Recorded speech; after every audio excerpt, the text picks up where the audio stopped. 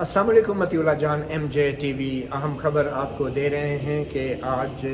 Chief justice Umar Ata Bandial की सरबराही में 3 रुकनी bench जिसमें जस्टिस एजाजुल एहसन और जस्टिस मुनीब अख्तर शामिल हैं, एक बार फिर इलेक्शन में ताख़ीर के हवाले से केस की समाअत कर रहा है। और असल सवाल इस बेंच के सामने ये है कि आया जो 30 अप्रैल के इलेक्शंस की पंजाब में इलेक्शन की तारीख सदर मुमलिकत ने जिसका ऐलान किया था, क्या उसको 8 अक्टूबर तक तोसी देने का अख्तियार इलेक्शन कमीशन के पास है या नहीं। मगर आज की अहम बात यह है कि कुछ देर पहले ही attorney general for Pakistan barrister Mansoor Usman आवान ने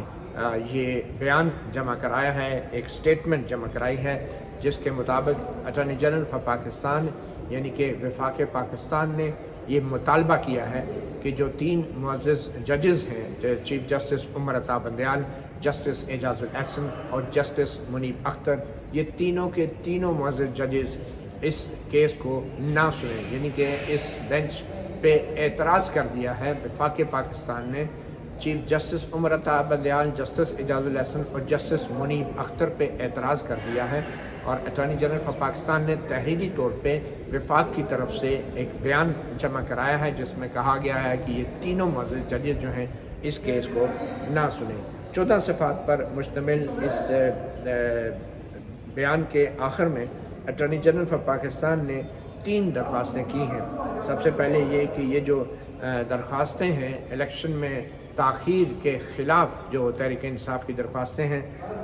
इन दरख्वास्तों को खारिज किया जाए क्योंकि इन दरख्वास्तों का फ़ैसला एक 7 रुकनी बेंच ने 4-3 की अक्सरियत से किया था। तो अटॉर्नी जनरल फॉर पाकिस्तान ने कहा है कि जो फ़ैसला 7 रुकनी बेंच ने 4-3 की अक्सरियत से पहले किया था, जिसमें दरख्वास्तें खारिज कर दी गई थी, उस फ़ैसले की रोशनी में इन दरख्वास्तों को भी खारिज कर दिया जाए, मुस्तरद कर दिया जाए। अटॉर्नी जनरल का कहने का मकसद ये है कि जो 4-3 की अक्सरियत से 7 जजों ने फ़ैसला किया था,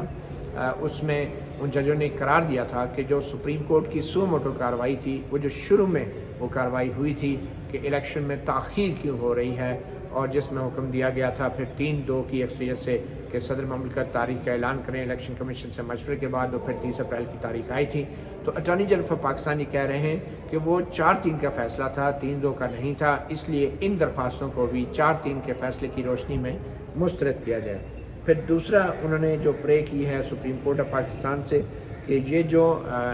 कार्रवाई जारी है इस कार्रवाई को रोक दिया जाए और इस कार्रवाई को इल्तवा में डाल दिया जाए ताकि 8 अक्टूबर तक ये मामला जो है ये दरख्वास्तें बेशक पेंडिंग रहें, और फिर अगर 8 अक्टूबर को इलेक्शन नहीं होते तो फिर उसमें सुप्रीम कोर्ट जो है मज़ीद कार्रवाई बेशक कर ले। तीसरी जो दरख्वास्त की है और जो सबसे अहम है, अटॉर्नी जनरल फॉर पाकिस्तान ने कहा है कि ये जो बेंच है जो मारूज़ात जो पैराग्राफ 11 और 12 में की गई हैं, उन मारूज़ात के पेश नज़र chief justice Umar Ata Bandial, justice Ejazul Ehsan और जस्टिस मुनीब अख्तर वो इस केस को ना सुने, और इन तीनों मुअज़्ज़ज़ जजों पे फेडरेशन ने बाकायदा तहरीरी तौर पे अब एतराज़ कर दिया है, और उसकी वजह पैराग्राफ 11 और 12 में जो बताई है वो मैं आपको बताता हूँ। पैराग्राफ 11 में अटॉर्नी जनरल फॉर पाकिस्तान कहते हैं कि जो मौजूदा दरख्वास्तें हैं वो तसलसल हैं उन पुरानी दरख्वास्तों का जिनके बाद प्रेसिडेंट ने 30 अप्रैल की तारीख दी थी पंजाब में, और वो जो सदर मुमलिकत ने तारीख दी थी वो इस गलत फहमी की वजह से थी कि जो 1 मार्च 2023 का फ़ैसला है वो 3-2 का है, और ये जो है वो 9 ये सारा मामला जो शुरू हुआ वो 9 जजों के बेंच से इसका आगाज़ हुआ, जिसके बाद जस्टिस एजाजुल एहसन और जो जस्टिस मुज़ाहिर अली अकबर नकवी हैं, सबसे पहले जस्टिस एजाजुल एहसन दस्तबरदार हुए इस बेंच से, क्योंकि वो पहले ही CCPO पुलिस लाहौर गुलाम महमूद डोगर के तबादले के केस में अपना माइंड दे चुके थे, और जिसमें उन्होंने इलेक्शन कमीशन को भी तलब कर लिया था और नोट भी लिख दिया था, और उसमें बड़े स्ट्रॉन्ग वर्ड यूज़ किए थे, और वो जो नोट था जिसकी बुनियाद पे सारा मामला शुरू हुआ था इलेक्शन की तारीख का, तो उस नोट में जस्टिस एजाजुल एहसन ने अपना माइंड दे दिया था, अपनी राय का इजहार कर दिया था। तो इसलिए وہ جو پھر 9 ججوں کے بینچ سے جو ہے وہ دستبردار ہو گئے تھے، اور اس لیے جسٹس اعجاز الاحسن جو ہیں وہ اس موجودہ بینچ سے، جو آج بینچ ہے، اس بینچ سے بھی جسٹس اعجاز الاحسن کو دستبردار ہونا ہوگا اور ہونا چاہیے، تاکہ انصاف کے تقاضے پورے ہو سکیں۔ جو پیراگراف 12 ہے اس میں اٹارنی جنرل فار پاکستان جو ہے وفاق پاکستان کے بہاف پہ کہتے ہیں کہ جو معزز چیف جسٹس ہیں اور جسٹس منیب اختر، وہ ان 3 ججوں کے بینچ میں شامل تھے جنہوں نے 3 ججوں نے وہ درخواستیں منظور کی تھی، وہ پی ٹی آئی کی جو آئینی درخواستیں، اور سو موٹو نوٹس میں فیصلہ سنایا تھا۔ اور پھر انہوں نے یہ کہا تھا کہ یہ 3-2 کا فیصلہ ہے، اور پھر جو 4 ججز تھے، جسٹس سعید منصور علی شاہ، آنریبل جسٹس یحییٰ آفریدی، جسٹس جمال خان مندوخیل اور جسٹس عطا من اللہ، ان کی طرف سے جو ان درخواستوں کے خلاف فیصلہ دیا گیا ہے، اس سے 3-2 کی جو فیصلہ ہے اس پہ سوال اٹھ گئے ہیں۔ تو مناسب یہ ہوگا کہ جو چیف جسٹس ہیں اور جسٹس منیب اختر جو آج کے بینچ میں شامل ہیں، یہ بھی اپنے آپ کو ان درخواستوں کی سماعت سے دستبردار کر لیں۔ اٹارنی جنرل فار پاکستان نے یہ بھی کہا کہ جو نگران حکومت کا جو اسکیم ہے وہ الیکشن کمیشن آف پاکستان کی معاونت کرنے کا مقصد ہوتا ہے نگران حکومت کا، تاکہ وہ صاف اور شفاف اور آزادانہ انتخابات کرا سکے، اور یہ اسکیم 18ویں ترمیم کے ذریعے متعارف کرائی گئی۔ 18ویں ترمیم سے پہلے جو نگران حکومتیں تھیں ان کو صدر اور گورنر جو ہیں وہ تعینات کرتے تھے وفاق میں اور صوبوں میں، مگر جو بھی ایسی نگران حکومتوں کے نیچے جو الیکشنز ہوتے تھے ان پہ ہمیشہ دھاندلی کا الزامات لگایا جاتا تھا ان نگران حکومتوں پہ جن کو صدر اور گورنر مقرر کرتے تھے۔ اور پھر آرٹیکل 224 جو ہے وہ 18ویں ترمیم کے ذریعے لایا گیا، اور پھر 20ویں ترمیم کے ذریعے 224A لایا گیا۔ اس کے تحت اس بات کو یقینی بنایا گیا کہ جو نگران حکومتیں ہیں وہ الیکشن کمیشن کی معاونت کریں، اور تاکہ الیکشن کمیشن جو ہے وہ صاف اور شفاف انتخابات کرا سکیں۔ اب اسی طرح الیکشن کمیشن کی معاونت اور اس کے اختیارات کے حوالے سے جو آرٹیکل 224 اور 224A لایا گیا، اس کے اندر تفصیلی درج ہے کہ کون کون سے اختیارات ہیں اور کون کون سے کام ہیں جو نگران حکومتیں کر سکتی ہیں اور ان کو کرنا چاہیے۔ اور اسی طرح الیکشن کے قانون میں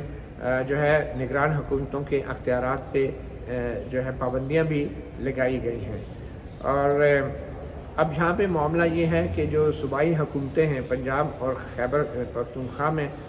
وہ تحلیل کی گئی ہیں، اور ان کے تحلیل کرنے کا محض سیاسی مقصد تھا تاکہ قومی اسمبلی کے الیکشنز جو ہیں ان کے لیے بھی حکومت کو مجبور کیا جا سکے، اور قومی اسمبلی کو بھی تحلیل کرنے کے لیے حکومت کو مجبور کیا جا سکے۔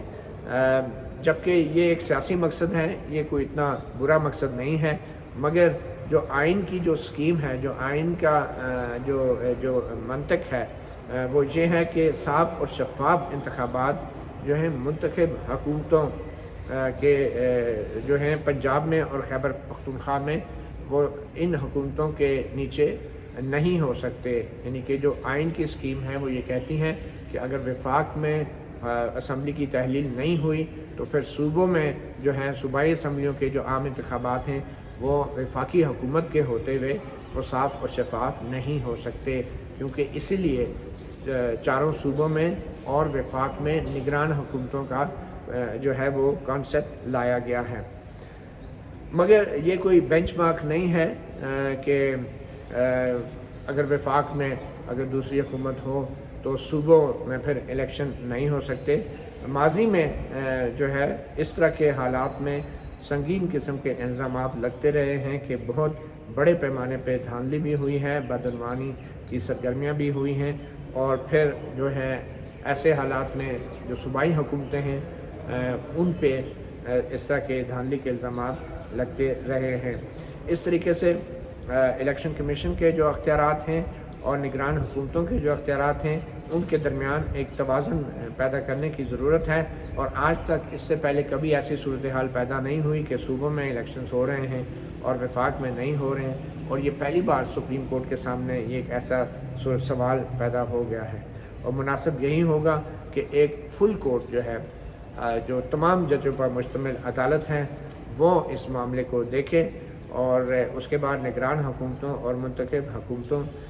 کے جو اختیارات ہیں اس کے حوالے سے کوئی حتمی فیصلہ دے،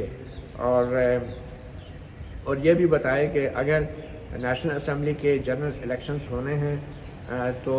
پھر صوبوں کی جو منتخب حکومتیں ہیں کیا وہاں پہ بھی الیکشن ہونا ضروری ہے یا یہ الگ الگ ہو سکتے ہیں، کیونکہ اس سے پہلے ایسی کوئی صورتحال کبھی پیدا نہیں ہوئی۔ تو اس صورتحال کے اندر اٹارنی جنرل آف پاکستان نے ایک فل کورٹ کا مطالبہ کیا ہے، اور دوسرا تینوں معزز ججز chief justice Umar Ata Bandial, justice Ijaz ul Ahsan اور جسٹس منیب اختر پہ اعتراض کیا ہے اور کہا ہے کہ یہ تینوں معزز ججز جو ہیں موجودہ درخواستوں کو سننے سے انکار کریں اور ایک فل کورٹ بنا کے اس معاملے کو طے کریں۔ تو یہ اٹارنی جنرل آف پاکستان کی طرف سے اب یہ باقاعدہ تحریری طور پہ بیان جمع کرایا گیا ہے۔ اب اس بیان کے بعد اٹارنی جنرل آف پاکستان نے خود پیش ہونا ہے کچھ دیر میں ہی سپریم کورٹ میں 3 رکنی بینچ کے سامنے، اور اس بیان کے اوپر بھی بات ہوگی، بحث ہوگی۔ چونکہ اب یہ تحریری طور پہ فل کورٹ کا مطالبہ آ گیا ہے تو اس بیان کے اوپر اب آج اس بات کا امکان ہے کہ تحریری طور پہ جو ہے سپریم کورٹ یا 3 رکنی بینچ جو ہے وہ فیصلہ دے گی کہ آیا فل کورٹ بن سکتی ہے یا نہیں، اور کیا اٹارنی جنرل کی اس درخواست کو پہلے وہ رد کرتے ہیں یا اس پہ مختلف فریقین سے دلائل سنیں گے۔ تو یہ معاملہ آگے جا سکتا ہے اگر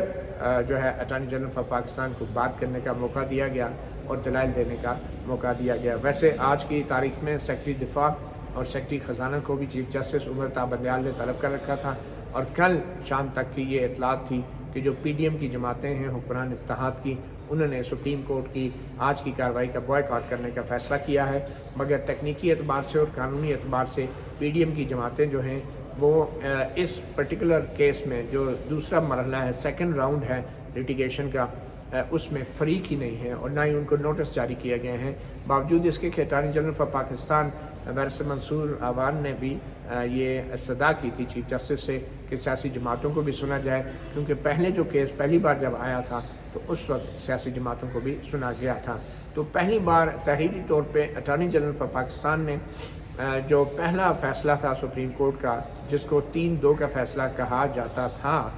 اب اٹارنی جنرل آف پاکستان نے تحریری طور پہ سوال کھڑا کر دیا ہے کہ کیا وہ 3-2 کا تھا یا 4-3 کا تھا۔ اس معاملے پہ بھی اٹارنی جنرل آف پاکستان اب کوئی حتمی رائے مانگنا چاہ رہے ہیں، اور اس کے اوپر بھی اب ایک الگ سے بحث شروع ہو سکتی ہے۔ تو کچھ دیر میں سپریم کورٹ میں کارروائی شروع ہو جائے گی۔ مطیع اللہ جان MJ TV آپ کو اس حوالے سے بھی اپڈیٹ دیتے رہیں گے۔ اجازت دیجیے، اللہ حافظ۔